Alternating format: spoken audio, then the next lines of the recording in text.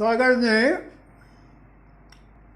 जो महान विभूतियाँ उत्पन्न की हैं उनमें पद्माकर और हरि सिंह गौर दो नाम सबसे पहले ध्यान में आते हैं। दोनों कवि थे।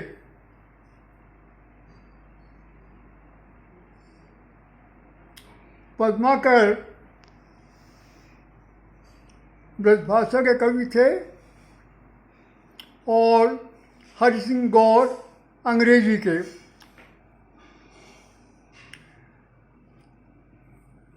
डॉक्टर रामदास शर्मा ने पद्माकर के संबंध में एक बहुत अनूठी बात कही है। उन्होंने कहा कि कवि दो प्रकार के होते हैं। एक तो वे जो बचपन में माँ से सुनी हुई भाषा में कविता लिखते हैं और दूसरे वे जो बचपन में सीखी हुई भाषा में कविता लिखते हैं। पद्माकर ने कविता लिखी ब्रजभाषा में, किंतु उनकी मातृभाषा तेलुगु थी, वे तेलंगाना के थे। जैसा कि उनके नाम से ही स्पष्ट होता है, पद्माकर भट्ट। उन्होंने कहा, डॉक्टर रामदास शर्मा ने, कि जो कवि सीखी हुई भाषा में कविता लिखता है उसकी भाषा में एक खास दीप्ति होती है और एक चमक होती है। पद्माकर अपने अनुप्रासों के लिए प्रसिद्ध हैं। बगन में, बनन में, बागन में बगरो बसंत है, बा बा बा बा। हिंदी कविता में की लंबी परंपरा में किसी ने बगरना शब्द का यदि उपयोग किया है तो वे पद्माकर हैं। बगरने में और बिखरने में अंतर है। दूध बगरता है, गेहूँ बिखरता है।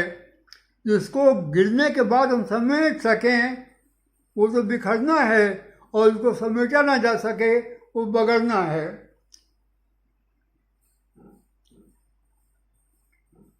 एक बात और है पद्माकर के संबंध में। पद्माकर की कविता चित्रात्मक कविता है। वे चित्रों के माध्यम से अपनी बात स्पष्ट करते हैं।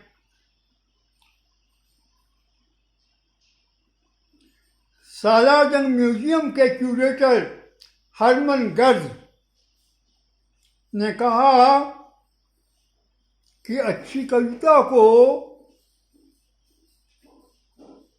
कलाओं की दूसरी माध्यम में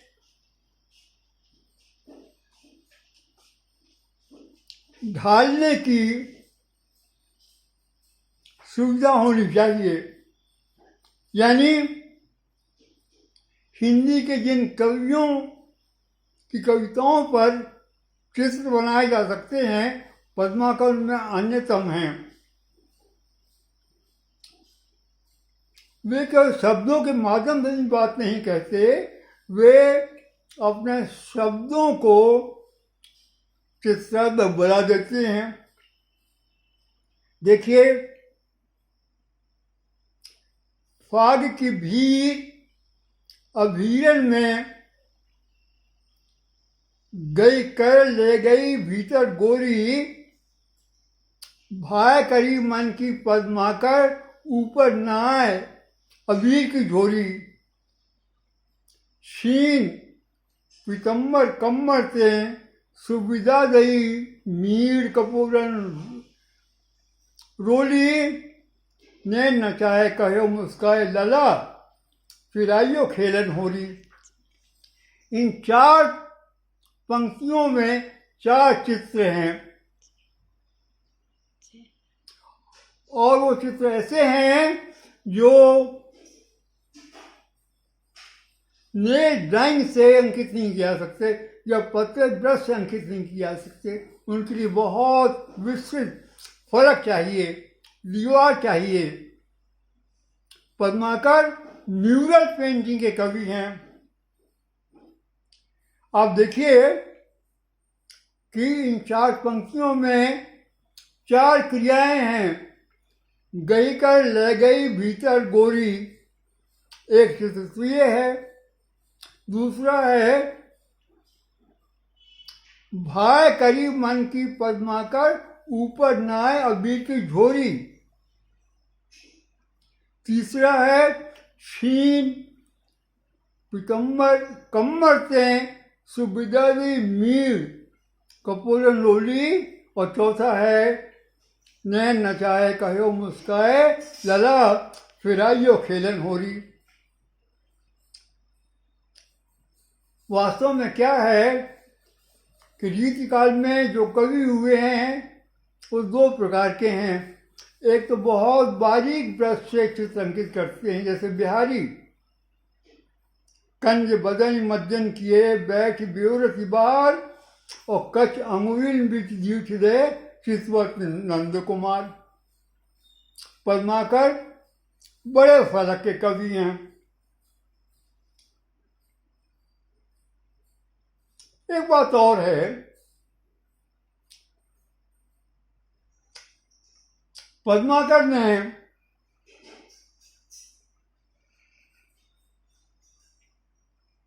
अलंकार की उस विधा को चुना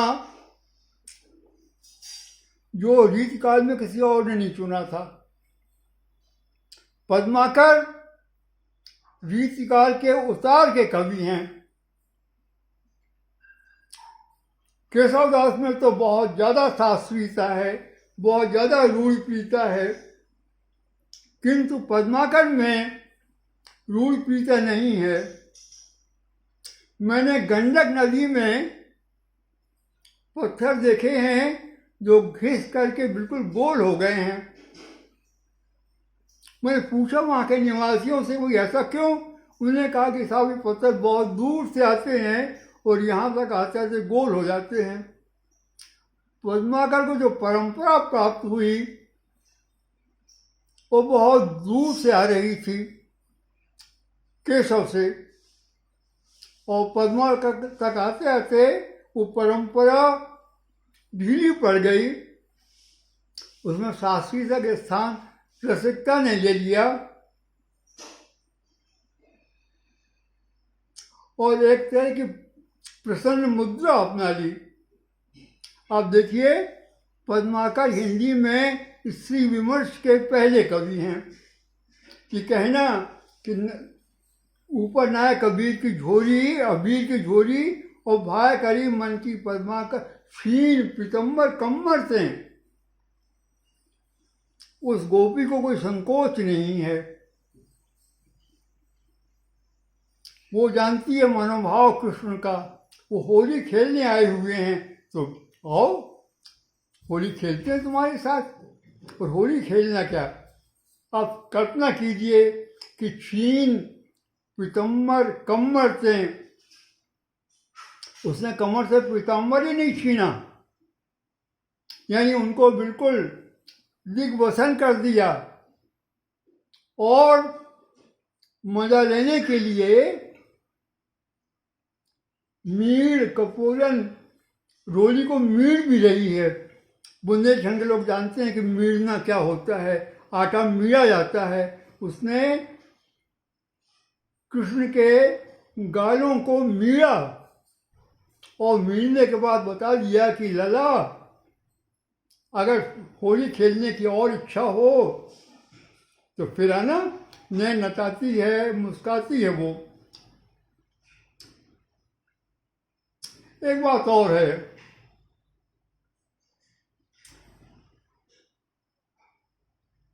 पद्माकर की कविता में हमको सुमित्रानंद पंत की कविता की आहट सुनाई देती है। हिंदी में आधुनिक कवियों में पंत कल्पना के ही नहीं, नाथ सौंदर्य के भी कवि हैं।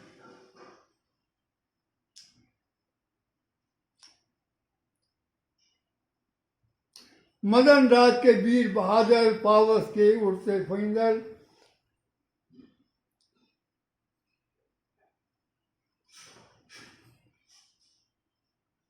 या पल पल परिवर्तित प्रकृति वेश, जो अनुप्रास का सौंदर्य पद्माकर में है, आधुनिक हिंदी कविता में हमको वो पंत की भी दिखाई पड़ता है। उसका एक कारण और है, कोई भी काव्य आंदोलन, कोई भी काव्य प्रवृत्ति पूर्णतः आयातित नहीं होती। ये कहा गया है कि छायावाद जो है आयातित है, अंग्रेजी के रोमांटिक कवियों का प्रभाव है। नहीं, छायावाद की पश्चात हमको पद्माकर में और घनानंद में सुनाई पड़ती है। मुझको एक बात का बहुत दुख है कि संजीव ने बिहार के लोक कवि भिखारी दास पर एक उपन्यास लिखा, सूत्रधार, अद्भुत उपन्यास है। और ग्वालियर के महेश कटारे ने भरथरी पर एक उपन्यास लिखा, अद्भुत पठनीयता है। ऐसे उपन्यासों में कवि के अतिरिक्त वहाँ की प्रकृति, वहाँ का समाज, वहाँ का लोक जीवन में चित्रित होता है। आप कल्पना कीजिए, जब पद्माकर कविता लिख रहे होंगे तो बलिया घाट पर रहने वाला पद्माकर भट्ट का सागर कैसा रहा होगा। आ रहे हैं पद्माकर अपना लाव लश्कर के साथ में, नगर प्रवेश के पहले जहाँ झिन्ना है आज, वहाँ स्नान करते थे वो। वहाँ जो मंदिर है वहाँ पूजा अर्चना करते थे। उनका लाव लश्कर जो मैदान है म्यूनसिपल हाई स्कूल के पीछे, वहाँ पड़ाव डालता था। स्नान करने के बाद जाते थे वो भट्टोजी घाट अपने निवास पर। कटरा बसा नहीं था, सागर बहुत बदल गया था, बदलता ही जा रहा है सागर। तो उस समय का पूरा परिवेश, यदि कोई उपन्यासकार या जीवनीकार चित्रित करे तो सागर के विकास का चित्र तो होगा ही, पद्माकर की कविता को समझने का एक माध्यम भी होगा।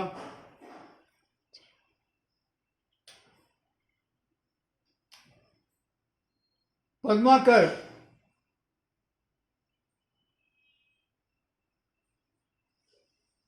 जैसा कि नाम से ही झलकता है, सागर को बहुत प्यार करते थे।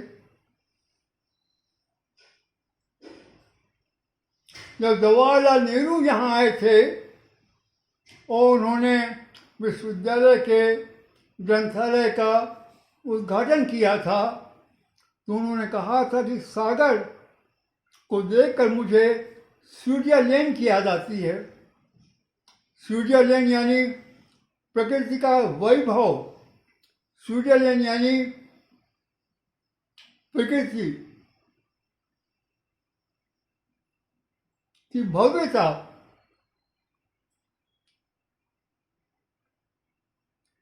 किसी कवि ने सागर के सौंदर्य का चित्रण नहीं किया है। कवि तो बहुत सारे हुए, पद्माकर के बाद द्वारका जोशी हुए, शिव कुमार श्रीवास्तव हुए, अशोक वाजपेयी हुए और भी बहुत से हुए। पर सागर में जो प्राकृतिक सौंदर्य है, यहाँ के ताल में, यहाँ की पहाड़ियों में, यहाँ की टोरियों में, वो किसी कवि के काव्य में उभर कर नहीं आया है। इस अर्थ में भी पद्माकर विशिष्ट हैं। सागर इतनी तेजी से बदल रहा है कि ना परकोटा की कटान रहेगी, ना झिन्ना का प्रवाह रहेगा, ना भट्टोजी घाट का वो अछूता सौंदर्य रहेगा। इस सब को हमको उपन्यास में या जीवनी में बांध लेना चाहिए। अब समय आ गया है कि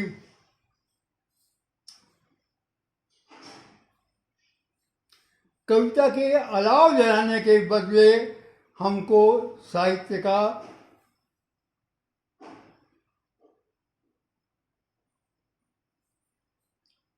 ताप अपनी रचनाओं में लाना चाहिए। ये बहुत अच्छी बात है कि पद्माकर के प्रति एकेडमिक वर्ल्ड में जागरूकता आ रही है और हमारे काव्य के टेंशन पर लोगों का ध्यान जा रहा है। मैं इसके लिए पद्माकर समारोह के आयोजकों को बधाई देता हूँ। ये अवसर जो है वो हिंदी साहित्य में जीवनी और उपन्यास लिखने वालों को प्रेरित कर सके और सागर और पद्माकर एकाकार हो जाएं, तो आज का समारोह सफल होगा और आज के समारोह के आयोजक इसके लिए याद भी किए जाएंगे। बहुत बढ़िया। हमारा एक प्रश्न है कि कुछ लोग कहते हैं कि पद्माकर जी का जन्म बांदा में हुआ था। हाँ, शिलाकारी जी ने जी ये सिद्ध किया जी कि वो सागर में उत्पन्न हुए थे। अच्छा जी। और ये बहुत महत्वपूर्ण बात है। ये जी कवियों के बारे में कहा जाता है, जी नृप किरीट तरुणी कवि कहीं उपजत अनत अनत छवि लही। जी राजा और राजा का मुकुट जी और कामिनी जी और कवि जी पैदा कहीं होते हैं और उनको कीर्ति कहीं और मिलती है। जी। पद्माकर सागर के कवि हैं और उनको अखिल भारतीय कीर्ति मिली। जी। एक बात और है जी। पद्माकर ने अपनी कविता में अपने जीवन के जो संकेत दिए हैं उनमें भी उनकी अनुप्रासप्रियता झलकती है। जी। चलो चलू चलो चलू बिचल न बीचीते गंगा की कछार में पछाड़ छाड़ करी हों। कहते हैं पद्माकर को जीवन के अंतिम दिनों में कोढ़ हो गया था। हाँ।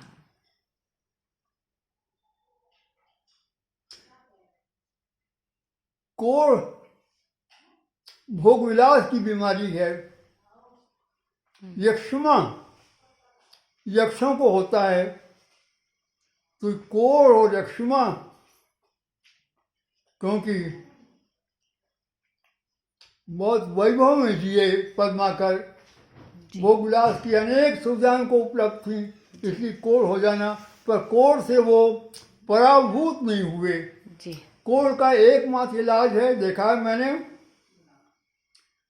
रात को गड्ढा खोद दिया जाता है मनुष्य के आकार प्रकार का, पानी भर दिया जाता है, उसमें कीचड़ मचा देते हैं और रात भर उस कोढ़ग्रस्त को उस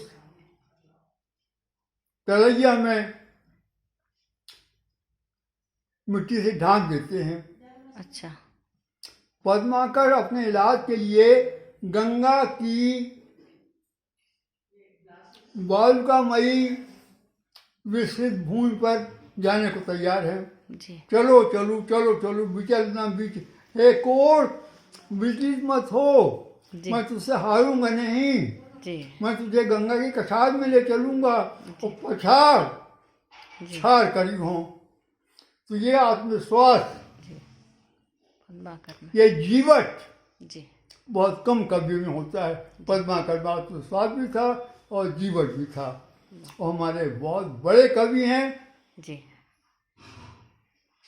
पता नहीं विश्वविद्यालय में पद्माकर पर कोई शोध हुआ कि नहीं हुआ, मैंने कहा नहीं हुआ अभी तक, पद्माकर पर नहीं हुआ है। हुआ होगा सर। शेष कवियों पर हुआ है, पद्माकर पर, पद्माकर की शोध भी होना चाहिए। जी और पद्माकर के जीवन की पुनर्रचना किया जाने करने वाला उपन्यास भी लिखा जाना चाहिए। जी ये अवसर है जब इस बात का संकल्प करें हम जी कि पद्माकर को केवल अपना पूर्वज मान करके ही हम चुप नहीं बैठेंगे।